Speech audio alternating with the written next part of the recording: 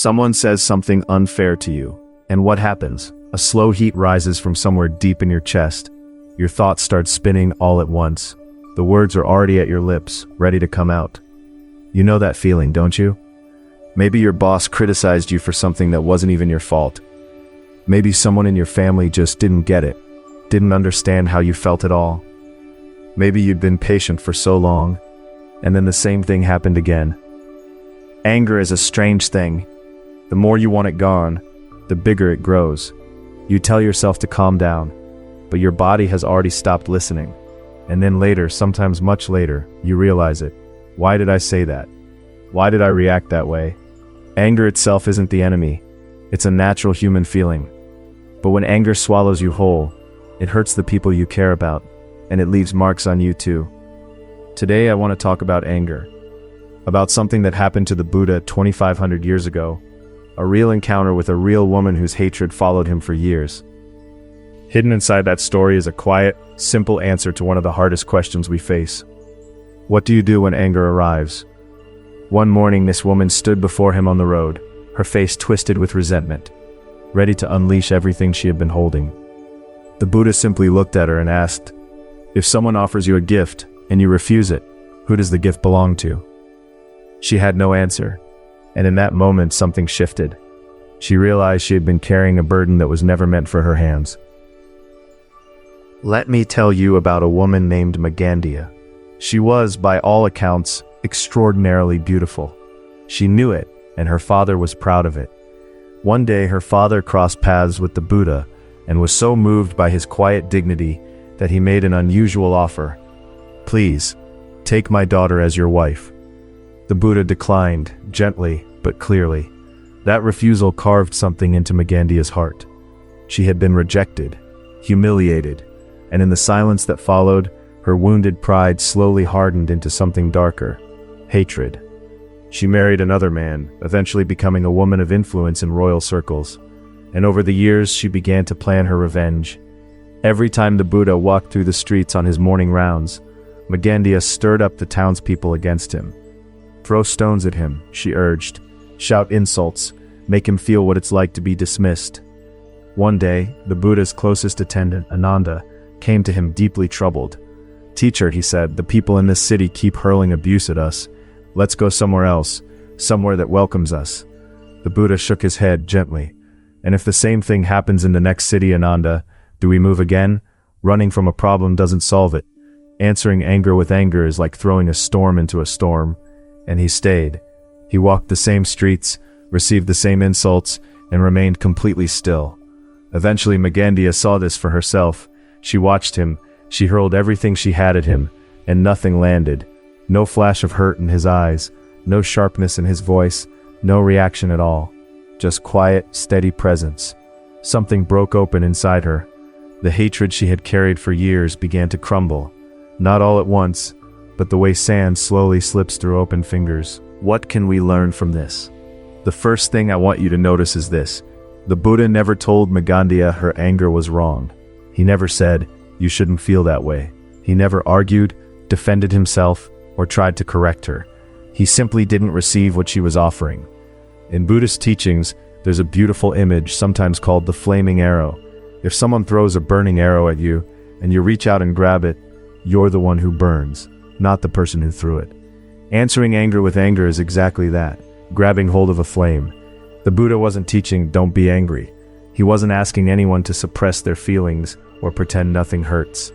What he was pointing to was something much simpler and much harder. When anger arrives, pause. Just for a moment. That one small gap between feeling and reaction is the only place where you have any real choice. In Buddhist teaching, anger is sometimes described as a fire that consumes the mind. We tend to think of anger as something directed outward, at someone else, but the fire burns deepest inside the one who carries it. So how do you put it out? The Buddha's answer was simple. Don't try to put it out. Just notice it. Anger is here right now. That single moment of awareness, that 1 second of seeing the flame rather than being the flame, changes everything. Magandia wasn't freed because someone argued her out of her hatred. She was freed because she stood in front of someone who was completely unmoved by it. His stillness didn't ignore her. It held up a mirror. And in that mirror, her own anger finally had nowhere left to go. So how do we bring this into our actual lives? The ordinary, messy, sometimes exhausting lives we're living right now. Imagine you're at work. Your boss criticizes you for something that wasn't your fault. A colleague says something behind your back. A client ignores everything you tried so hard to do right. In that moment, your body responds before your mind does. Your chest tightens, your throat closes, heat rises in your face. That's the moment, right there. Instead of speaking or shutting down, try naming it, just inside your own head. Anger is here. That's all. 3 words. Something shifts when you do this. When anger feels like you, when it is you, you're inside the fire. But when you can say, anger is visiting me right now, you've stepped just slightly outside it. This is what mindfulness means in its most human, practical form. Not sitting on a cushion, not emptying your mind, just noticing what's already there. And then, give yourself one physical anchor. One small act that creates a pause, a slow breath, the feeling of your feet on the floor, 3 seconds with your eyes gently closed. It doesn't matter what it is. What matters is that it creates a beat of stillness before you respond. Parents, this one is for you too. When your child does the same thing for the 10th time, when they push back, ignore you, say something sharp, the anger you feel is real. But what your child remembers years later isn't usually your words. It's the look on your face. 1 second of pause can change what they carry, and in long relationships, with partners, with old friends, we sometimes say things we don't mean simply because we've forgotten to pause. That here we go again feeling, the moment you feel yourself hardening, that's the arrow at your fingertips. You don't have to grab it. What freed Magandia wasn't a lecture. It was the simple, steady presence of someone who had learned to pause. That presence became a mirror, and in the reflection, her own fire began to fade. When we practice pausing, even imperfectly, we don't just protect ourselves, we quietly offer stillness to everyone around us. If there's just one thing I'd like to leave with you today, it's this. When anger arrives, try to pause. I can already hear the response, but that's exactly what I can't do. And that's okay. Truly, you don't have to pause in the moment. You can notice afterward. An hour later, the next morning, oh, anger came and it took me with it. That noticing still counts. That's still the practice. In the beginning, a 1-second pause might feel impossible. That's fine. What matters is that you keep returning to the noticing. Each time you do, the gap between anger and reaction grows, just a little, almost without you realizing it. The Buddha didn't arrive in the world already free from anger. He sat with his own heart for years, through difficulty after difficulty, again and again.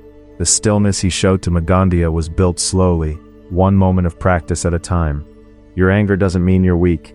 It means you're living with full attention. You care about things. Things matter to you.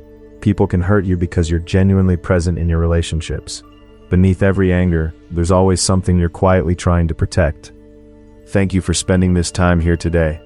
I hope something in these words finds its way to the quieter part of you, the part that was always there, waiting just beneath the heat. A student once told me that she finally noticed her anger, 3 days after it had passed, while washing dishes. She wept at the sink, not from sadness but from relief, from finally seeing what had moved through her. That's where the real work begins. And so I encourage you, be patient with yourself as you would with a child learning to walk.